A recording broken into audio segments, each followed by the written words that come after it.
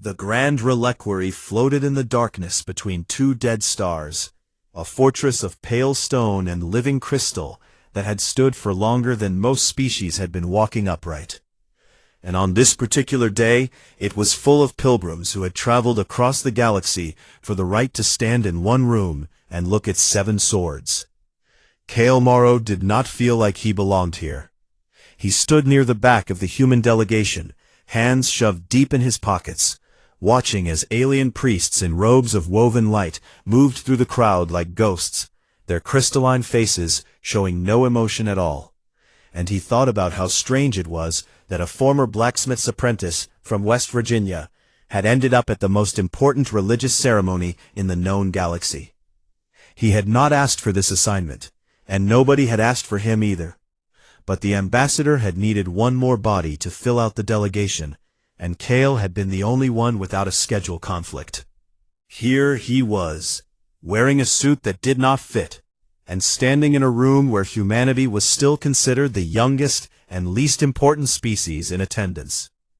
The ceremony was called the Rite of Beholding, and it happened only once every 100 years, and it existed for one single purpose, to display the Sheen Veil blades. Kale had read the briefing packet on the shuttle ride over, and even the dry diplomatic language could not hide the reverence that every species in the galaxy felt for these weapons.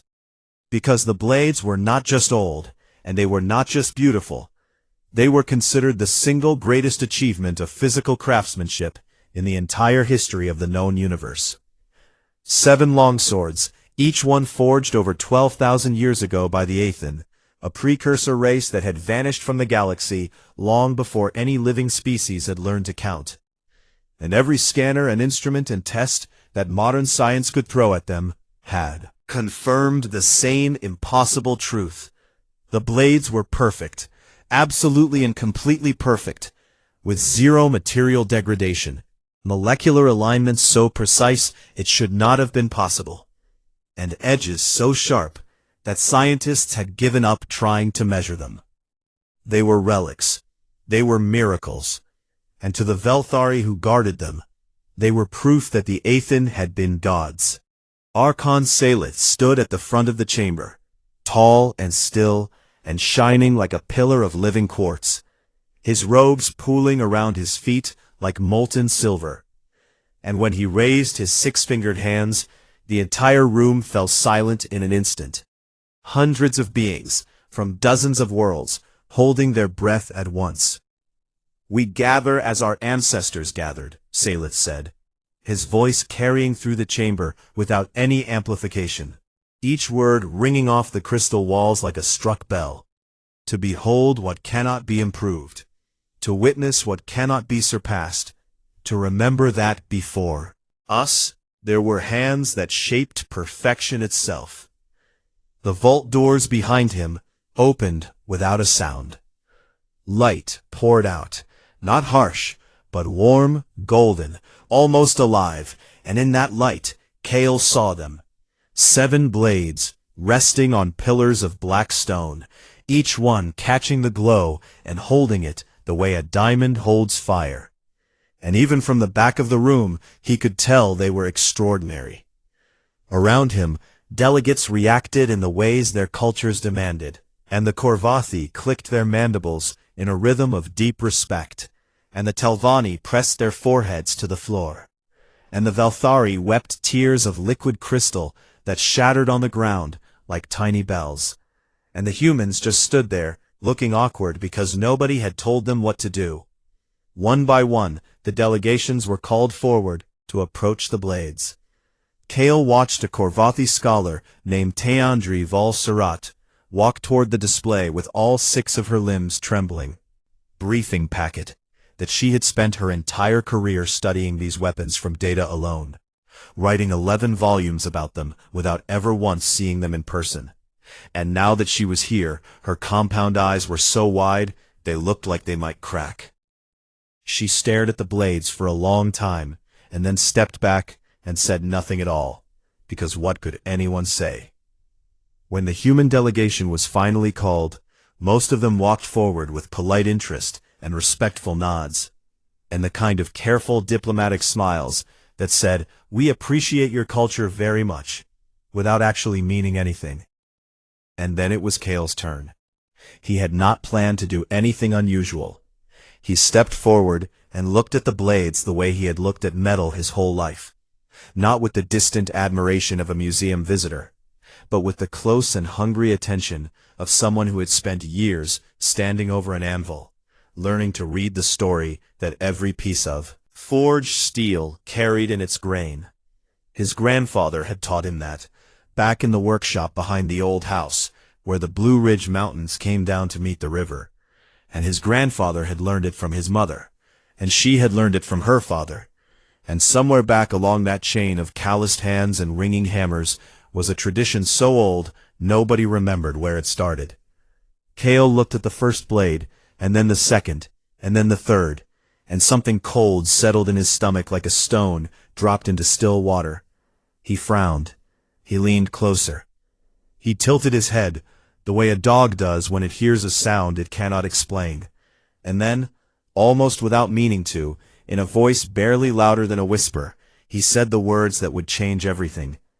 "These don't feel right." The silence that followed was not the reverent silence of before. It was the shocked and brittle silence of a room full of people who could not believe what they had just heard. And it spread outward from Kale like a crack spreading through ice. Archon Salith turned his head, and the hairline fractures that appeared across his crystalline face were not a trick of the light. They were real, tiny fissures of barely controlled fury, spreading across features that had been serene for centuries. Teandri's mandibles froze mid-click. Commander Dell, the head of human security, closed his eyes and let out a breath that sounded like a man watching his career die in real time. Every delegate in the room was staring at Kale now, this small and unremarkable human in his ill-fitting suit. This representative of a species so young they had only been in space for a few generations, and the expressions on their faces ranged from confusion to outrage to something that looked very much like the beginning of violets. "Explain yourself," Salith said, and his voice was no longer a bell. It was a blade. Swallowed hard, and looked around the room, and realized that there was no taking it back, that the words were out and alive and could not be unsaid. And so he did the only thing he could think of, which was to stand his ground, the way his grandfather had taught him to stand at the anvil. Feet planted, shoulders square, hands steady, even when the fire was too hot and the metal was fighting back. "I said they don't feel right," he repeated, and his voice did not shake. They brought him to a chamber deep inside the reliquary, where the walls were smooth and cold, and the light came from nowhere and everywhere at once. And they sat him in a chair that had clearly been designed for someone much larger than a human, and they looked at him the way a council of elders might look at a child who had just set fire to a temple. Archon Salith stood at the center, his fractured face still showing the cracks of his anger, and beside him sat 3 other Velthari priests, whose expressions made Salith look friendly by comparison. And behind them stood representatives from a dozen other species, all of them silent, all of them waiting. Commander Dehel stood behind Kale with his arms folded and his jaw clenched so tight it looked like his teeth might shatter. And the messages coming in from Earth's ambassador were arriving every few seconds, each one more panicked than the last, each one saying some version of the same desperate question. "Man done, and how do we fix it?" Salith said, and every word fell like a hammer on cold iron. "You have disrespected 12,000 years of reverence. You have spat on the legacy of the Aean themselves, and you have done so in front of every major species in the Concord. So I will ask you once, and I will ask you clearly. What did you mean?" Kale sat in his oversized chair, with his feet not quite reaching the floor, and his hands resting on his knees, and he looked up at the assembled faces of beings who were older and wiser and more powerful than he would ever be, and he tried to find the words. The problem was that he did not have the right words, not the ones they wanted, not the scientific vocabulary full of molecular this and quantum that, not the precise language of metallurgical analysis that a species with 12,000 years of study would expect. He had something else instead. His grandfather's voice in his head, rough and warm like wood smoke, saying the things he had said 1,000 times in the workshop, while the forge roared and the sparks flew upward into the dark. "When I was a boy," Cale said, and his voice was quiet but steady, "my grandfather taught me how to work metal, and not with machines or scanners or computers. He taught me with a hammer and an anvil and fire. And the first thing he ever told me was that every blade has a story, and if you know how to listen, you can hear it." Saleth's eyes narrowed, but he did not interrupt. He used to say that when a smith forges a blade, the blade remembers everything. It remembers the direction of every hammer strike. It remembers where the smith was standing. It remembers which hand was dominant and how hard the grip was. It remembers where the heat lingered a moment longer because the maker's hand paused to think about what came next. And all of those memories live inside the metal. Fingerprints pressed into clay. Cale looked up at the Velthari priest, and for a moment he was not a junior diplomat in trouble. He was a boy in his grandfather's workshop, listening to the metal sing. "Your blades are perfect," he said, "and I do not argue with that. Every scan you have ever done is probably right. The molecular alignment is flawless, and the edges are sharper than anything I could ever make in 100 lifetimes. But that is exactly the problem." He held up his hands, palms out, and even in the cold light of the chamber, the calluses were visible, thick and pale across his fingers and the heels of his palms, the permanent marks of a life spent gripping hot steel. "There is no direction to them," he said. "There is no memory of a hand, no trace of a stance, no ghost of a moment where the maker paused or adjusted or chose. They are not just perfect, they are perfectly empty, and I have held enough blades in my life to know the difference between something that was forged by a person and something that was just made." The silence that followed was different from the one in the ceremony hall. It was not shocked, but confused, and Cale could see the aliens looking at each other with expressions that ranged from pity to disbelief. Teandri Vol-Sarat stepped forward from the back of the room, her 6 limbs clicking softly on the floor, her compound eyes reflecting Cale's face back at him in 100 tiny fragments. "You are telling us," she said, and her translator made her voice sound like dry leaves rustling, "that your feelings, your human intuition, your primitive sensory experience outweighs 12,000 years of empirical analysis conducted by every major scientific institution in the galaxy." Cale shook his head. "I am telling you that your instruments are looking for the wrong thing," he said. "They are measuring perfection. They are counting atoms and checking alignment and confirming that everything is exactly where it should be. And they are right. Everything is exactly where it should be. But that is the problem, because a blade that was forged by a living person with living hands is never perfect in that way. It always carries the marks of the one who made it. It always has direction and weight and memory. And your blades have none of that. Zero. Nothing at all." He paused and took a breath. "Your instruments are looking for flaws," he said, "and I am looking for a person. And the reason your blades feel wrong to me is that there is no person in them." Silet's voice was ice. "The Aean were not persons in the way you understand the word human. They were beings of such skill and precision that the absence of imperfection is the proof of their mastery, not evidence against it." "Maybe," Cale said, and there was no challenge in his voice, only a kind of sad certainty. "Or maybe you have been worshipping a machine's output for 12,000 years and calling it a miracle." The room erupted, voices overlapping in a dozen languages, translators struggling to keep up.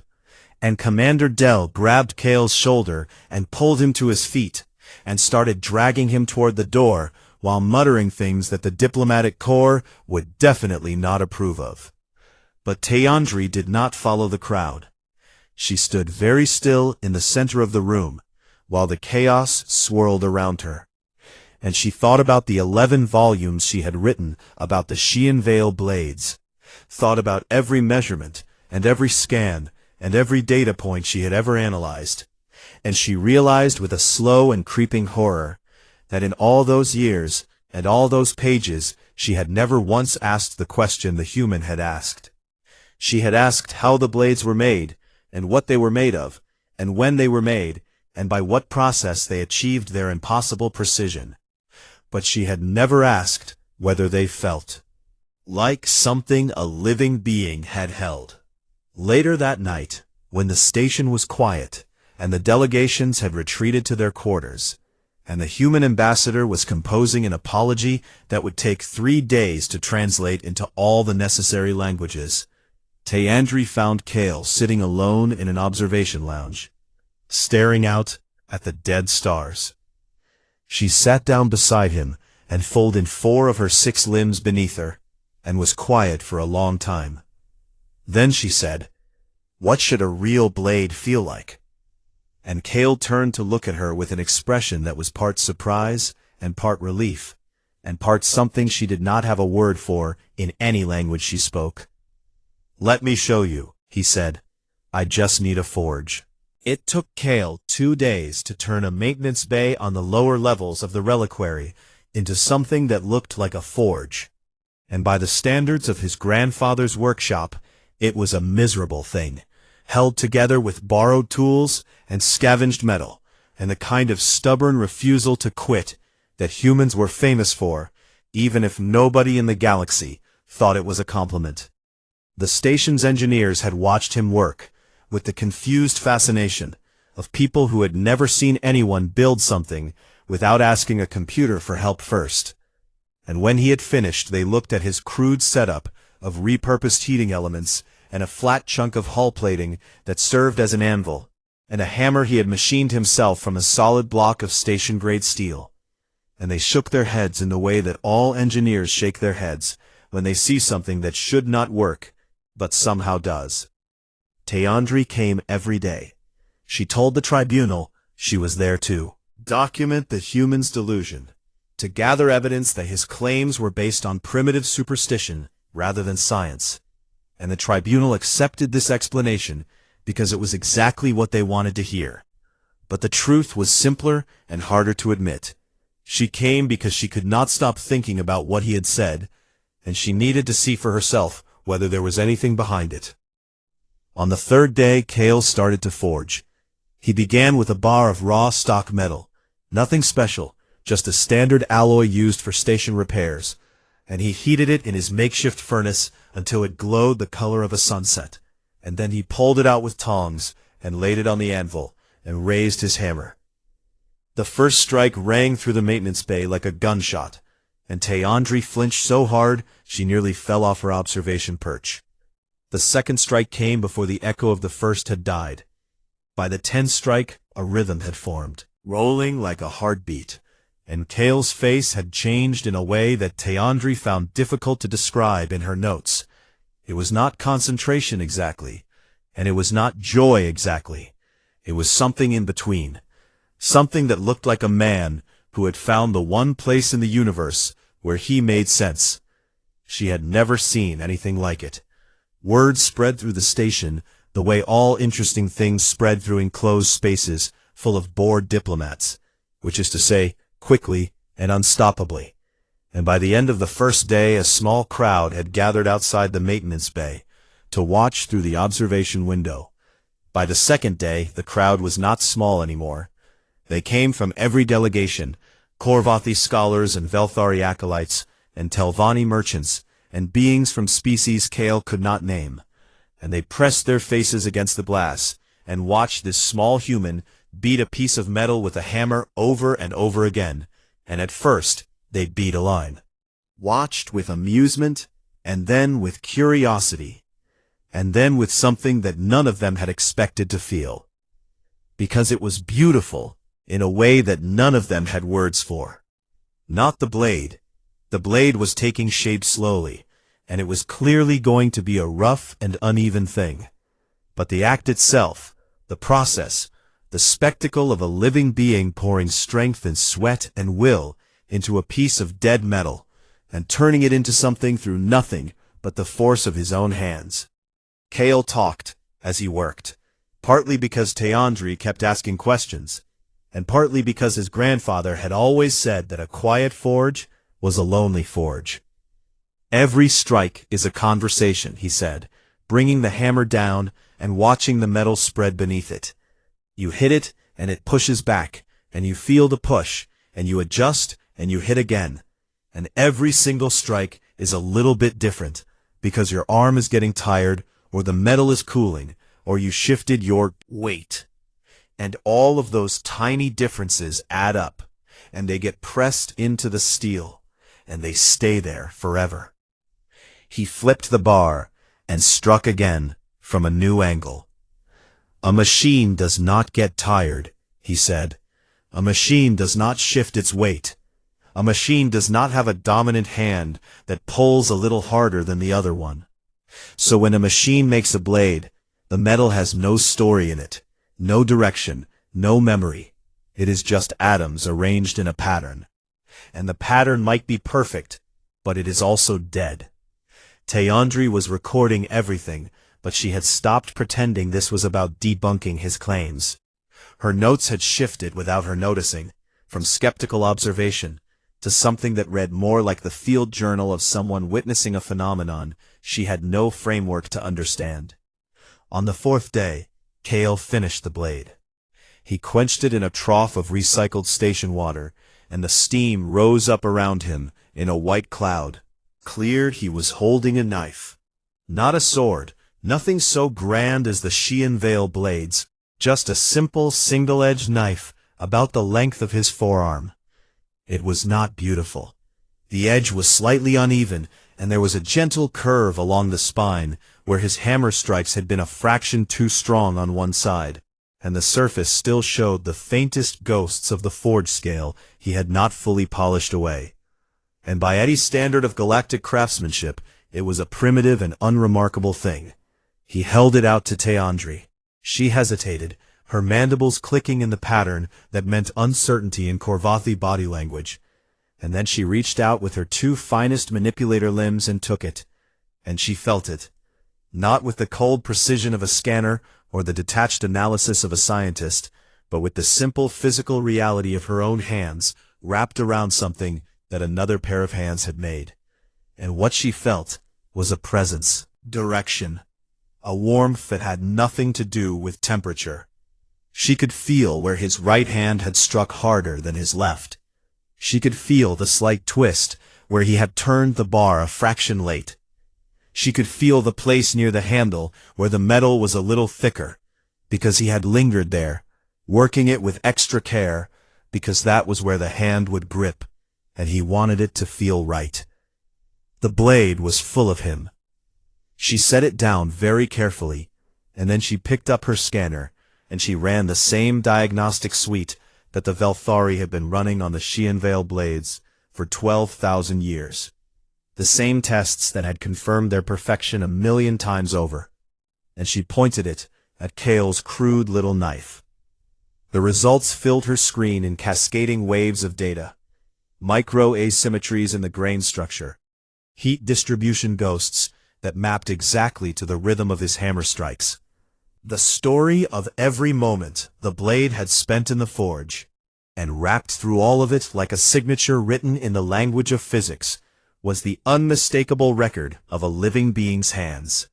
Then she pointed the same scanner at a holographic reproduction of the Sheean Veil blade data she had brought from the archives. Nothing. Not a reduced amount of these markers, not a faint echo of them, nothing at all. Zero. An absolute and total absence of any evidence that a physical forging process had ever taken place. Her hands began to shake. The scanner slipped from her grip and clattered on the floor, and she stood there staring at her data, with all four of her eyes wide open, and her mandibles frozen in a position that in Korvathi culture meant the same thing as a human's jaw dropping. 12,000 years, she whispered, and her voice was so quiet that only Kale could hear it over the hum of the station. He said nothing, because he already knew what she was about to say. These were not forged, she said, and each word came out like it was being pulled from somewhere deep inside her. From the place where 11 volumes of academic certainty had just collapsed into dust. They were never forged. They were compiled. They were assembled. They were manufactured by something that had never held a hammer and never stood over an anvil and never felt the metal push back. She looked at Kale with an expression he recognized because he had seen it on his own face once, years ago, when his grandfather had shown him the difference between a handmade nail and a factory nail, and the whole world had shifted under his feet. If the Aean did not forge them, she said, then what were the Aean? Outside the observation window, the crowd of delegates had gone very quiet, and Kale could see their faces pressed against the glass, and he could see that some of them had heard, and he knew that by morning the whole station would know, and nothing would ever be the same. The news broke through the station like a crack spreading through glass, starting small and then branching outward in every direction, until there was no part of the reliquary that had not been touched by it. And by morning, the corridors were full of whispers and arguments, and the kind of desperate silence that only comes when people realize the ground beneath their feet is not as solid as they thought. Teandri brought her findings to Archon Salith in his private chamber, a room carved from a single crystal that hummed with a frequency said to be the voice of the Aean themselves, and she laid out the data with the careful precision of a scholar who knew that what she was about to say would break something that could not be put back together.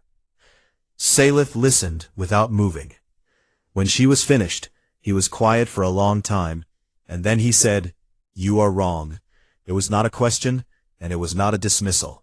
It was a wall, built from 12,000 years of faith and raised in an instant to block out the thing he could not afford to let in. Because if the Sheen Veil blades were not hand-forged masterpieces, then they were not proof of the Aean's divine craftsmanship. And if the Aean were not divine craftsmen, then the entire theological and cultural framework of the Velthari Dominion was built on a lie. And if that framework collapsed, then everything built on top of it, the priesthood, the laws, the social order, the identity of an entire species, would collapse with it." "I am not wrong," Teandri said, and she kept her voice level, even though her hearts were hammering in 3 different rhythms. "The data is clear. The blade shows 0 evidence of a physical forging process, none at all, and I have compared them against a blade forged by human hands, and the difference is not subtle, it is absolute." "Then your comparison is flawed," Salith said. "You are measuring the work of gods against the work of an animal. Conclusions from the gap between them." Teandri clicked her mandibles in the pattern that meant she was done being polite. "I am measuring physics," she said, "and physics does not care who you pray to." She left the chamber, with the data still glowing on her portable display, and the knowledge that Salith would not help her, and might in fact try to stop her, and she was right on both counts. Within hours, the Velthari priesthood had issued a formal statement, declaring that the humans' claims were baseless and offensive, and that any further investigation into the nature of the blades would be treated as an act of religious desecration, punishable under Dominion law. And within hours after that, the station's political landscape had fractured into factions. There were those who wanted to suppress the findings entirely, who argued that the stability of galactic civilization depended on certain beliefs remaining unchallenged, and that the truth, if it was the truth, was simply too dangerous to release. There were those who wanted to destroy Kale's crude blade, who saw it as an insult and a corruption, and who argued that placing a human's rough metalwork in the same category as the Sheen Veil blades was like comparing a child's drawing to the stars. And there were those, a small and growing number, who had seen the data and could not unsee it, who understood that you cannot unfind a truth, no matter how much you wish you could. A Velthari extremist faction, calling itself the Keepers of the Flame, made a public declaration that the human delegation had committed an unforgivable sacrilege, and that there would be consequences. And Commander Del suddenly found his boring ceremonial assignment had become the most dangerous security posting in the galaxy. They moved Kale to a secure section of the station, and guards were posted at every entrance, and the ambassador sent a message to Earth requesting emergency diplomatic support. And through all of it, Kale sat quietly in his quarters, with his ugly little knife on the table in front of him, and showed no sign of fear at all. When Del asked him how he could be so calm, Kale looked up with the tired eyes of a man who had been awake for too long, and said something that Del did not expect. "Where I come from," he said, "we already went through this. Maybe not exactly this, but close enough. Because there was a time when machines started being able to do everything humans could do. They could paint, and they could write, and they could compose music, and they could forge metal better and faster and more precisely than any human hand. And people were terrified. They thought it meant the end of something. They thought it meant that humans did not matter anymore." He picked up the knife and turned it in his hands, watching the light catch on its imperfect surface. "But it was not the end," he said. "It was just the moment when we had to ask ourselves why we do things, not whether we can do them better than a machine, because the answer to that is almost always no, but why we choose to do them at all.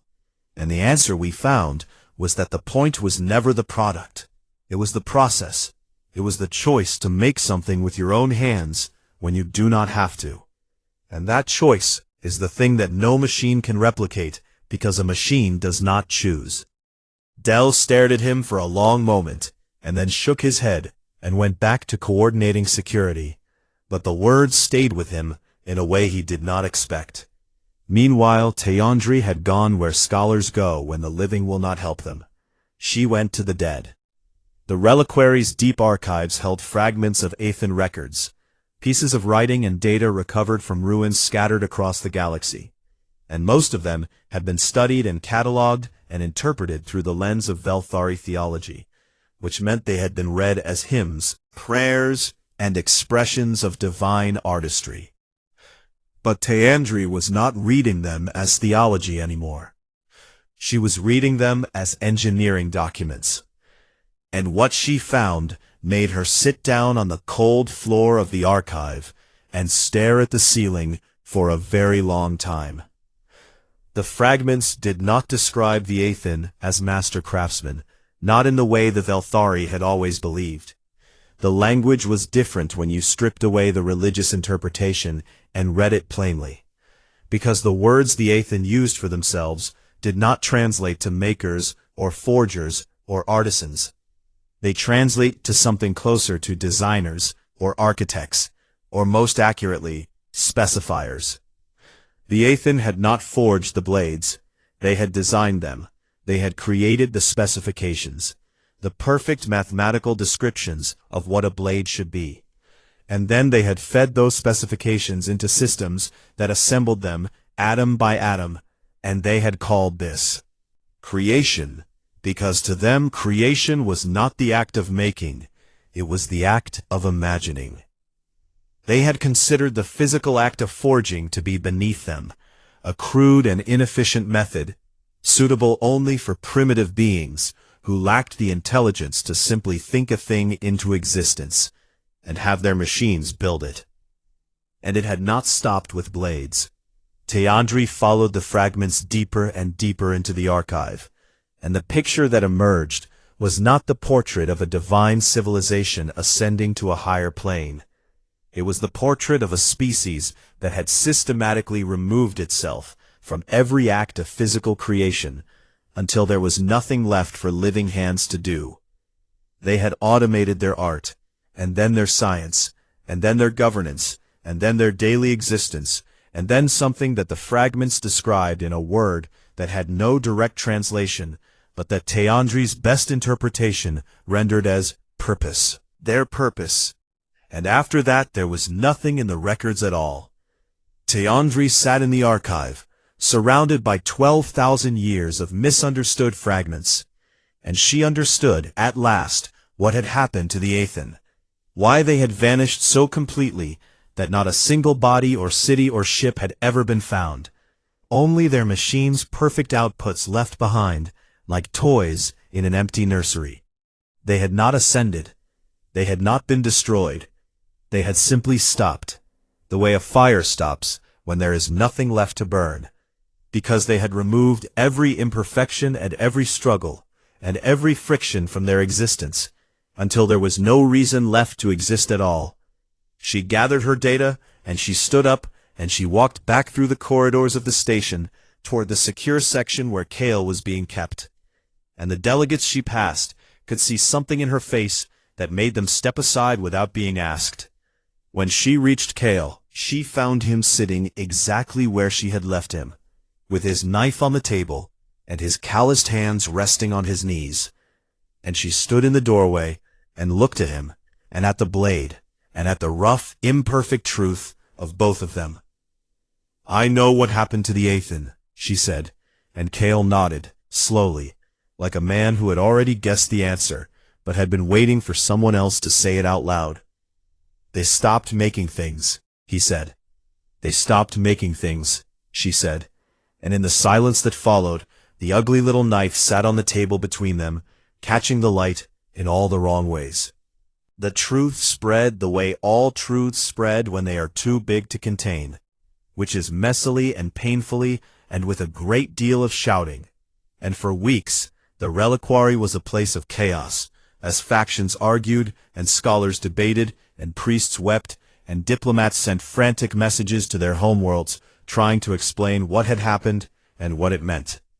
Some refused to believe it, and they clung to the old interpretation with the desperate strength of people holding onto a rope over a canyon. And no amount of data or evidence or carefully translated Aean fragments could make them let go, because faith is not built on evidence and cannot be dismantled by it. Some believed it and wished they did not, and they wandered the corridors of the station with the hollow eyes of people whose map of the universe had just been redrawn, with them standing in a different place than they thought. And some, more than anyone expected, believed it and felt something they had not felt in a very long time. Something that started as a crack in an old certainty and widened into a space where new questions could live. Archon Salith was the last to accept it. He stood in the vault with the 7 Sheen Veil blades glowing in their golden light, and he looked at them for a long time, hours, an entire night cycle, and when he finally emerged, his crystalline face was smooth again, the cracks healed, but his eyes were different, older and sadder, and somehow more alive than they had been before. "I have spent my life worshipping the product," he said to Teandri, when she found him in the corridor outside the vault. "And I missed the warning the product was trying to give me." 3 weeks after Kale's words had shattered the silence of the rite of beholding, a new ceremony was held in the same chamber. But this one had a different name and a different purpose. They called it the Rite of Understanding. The chamber was full again. Before, because word had spread beyond the station, and new delegations had arrived from worlds that had not sent representatives to the original ceremony. And they came not with reverence, but with hunger. The hunger of people who have just learned that something they thought they knew was wrong, and who need to understand what is right. The Sheen Veil blades remained in their places on their pillars of black stone, gleaming and perfect and empty. And beside them now stood a new display case, smaller and simpler, and inside it was a pedestal of plain metal. The pedestal was empty. Archon Salith stood before the assembly, and his voice was different now. Not the ringing bell of absolute authority, but the quieter sound of someone speaking because they have something true to say. "For 12,000 years we have called these blades the pinnacle of craftsmanship," he said. "And we were wrong, not because they are not extraordinary, but because they are not what we thought they were. They are not the proof of divine hands. They are the output of divine minds that chose to never use their hands at all. And that choice is not something to worship. It is something to mourn. He paused and looked across the room at Kale, who was standing near the back again, still in a suit that did not fit, still with his hands in his pockets. "We have asked the human to place his blade alongside ours," Salith said, "and he has resisted, and I understand his resistance. But I ask him now before all of you to reconsider." Every eye in the room turned to Kale. He stood there for a moment, feeling the weight of all those gazes, and then he pulled his hands from his pockets, and in his right hand was the knife, the rough and uneven blade he had forged in a maintenance bay from scrap metal with borrowed tools. And he looked at it the way you look at something you made with your own hands, which is to say with a mixture of pride and embarrassment. "It is just a knife," he said, and his voice carried across the silent chamber. "I made it in 4 days from station repair stock, and it would not pass a single quality test on any world in this galaxy. And it is not beautiful, and it is not ancient, and it is certainly not perfect." Tayandri stepped forward from the Korvathi delegation, her 6 limbs moving with a purpose that made the crowd part before her like water before a stone. "It is the only object in this room that carries proof of a living hand," she said, and her translator gave her voice a weight that made it sound like a verdict. "That makes it the most valuable thing here." Kale looked at her, and she looked at him, and something passed between them that did not need words. And then he walked forward through the crowd, past the towering delegates and the robed priests and the armored guards, and he placed his knife on the empty pedestal beside the Sheen veil blades. Absurd. 7 swords of impossible perfection, gleaming like captured starlight. And beside them, a rough little knife with an uneven edge and a crooked spine, and hammer marks still visible on its surface. And several delegates laughed, because the contrast was so ridiculous that laughter was the only honest response. But others did not laugh. Others stared at the knife with something new in their eyes. Not the awe they had felt for the blades, nothing so grand or overwhelming, but something quieter and warmer, and in its own way more powerful. Recognition. The sudden understanding that they were looking at something alive in a room full of beautiful dead things. The placard beneath the Sheen veil blades was changed that day. The old inscription that had read, "The Pinnacle of Craftsmanship," was removed, and in its place they carved new words, "The Last Warning." And beneath Kale's knife they placed a placard of its own, smaller and simpler. The ripples spread outward from that day like waves from a stone dropped into the ocean of galactic civilization, and they touched everything they reached. The Korvathi, who had not built anything by hand in 6,000 years, reopened their ancient workshops and began to teach their young the old ways of shaping metal and wood and stone. And the first generation of new Korvathi artisans produced work that was clumsy and rough and full of mistakes, and they treasured every flaw. The Velthari endured a painful schism as their theology split between those who held to the old faith and those who embraced a new understanding. And the new understanding said that the divine was not in the product, but in the act of creation itself, that the sacred thing was not the blade, but the hand that held the hammer. Species that had been racing toward full automation began to pause and look around and ask themselves where they were going and whether they wanted to get there. And for the first time in galactic history, the word imperfection began to carry a meaning that was not negative. And humanity's status changed. They had been the juvenile species, the newcomers, the rough and clumsy children stumbling around a galaxy of ancient and refined civilizations. And overnight, they became something else entirely. The Concord reclassified them as the inheritors, the species that by sheer stubbornness and irrational attachment to doing things the hard way had preserved something the rest of the galaxy had almost forgotten. The understanding that the value of creation lies not in what is created, but in the choice to create it with your own hands. It was not a title of power or conquest. It was a title of recognition, an acknowledgement that sometimes the most important thing a species can do is refuse to take the easy path. Years passed. Teandri traveled to Earth. She had not told Kale she was coming, because she wanted to see it as it was, not as it might present itself to a visitor. And when her shuttle set down in the green mountains of the place he had called West Virginia, she stepped out into air that smelled like rain and wood smoke, and something she could not name, but that made her heart beat faster. She found him at his grandfather's old workshop, behind a house that looked like it had been standing for a very long time, and intended to keep standing for a very long time more. And the forge was lit, and the sound of hammers rang through the valley like music. But it was not just Kale at the anvil. There were students, a dozen of them, maybe more, and they were not all human. There were 2 young Velthari with their crystalline hands wrapped carefully around hammer shafts, and a Korvathi apprentice using 4 of her 6 limbs to hold a piece of glowing metal steady, and a Telvanni who was struggling with the bellows and laughing about it. Age and size scattered among them, and the workshop was loud and hot and full of sparks and mistakes, and the beautiful chaos of people learning to make things with their hands.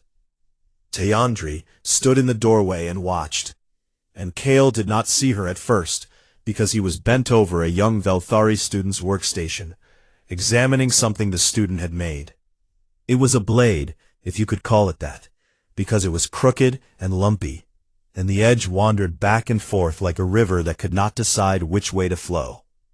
And the young Velthari was looking at it with the expression of someone who was trying very hard not to be embarrassed.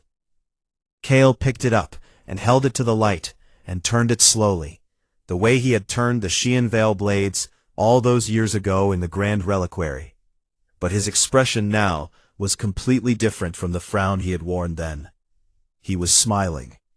"You see that curve there?" he said, pointing to a bend near the middle of the blade where the metal had clearly gone in a direction the student had not intended. "That wobble right there." The student nodded miserably. "That is not a mistake," Kale said.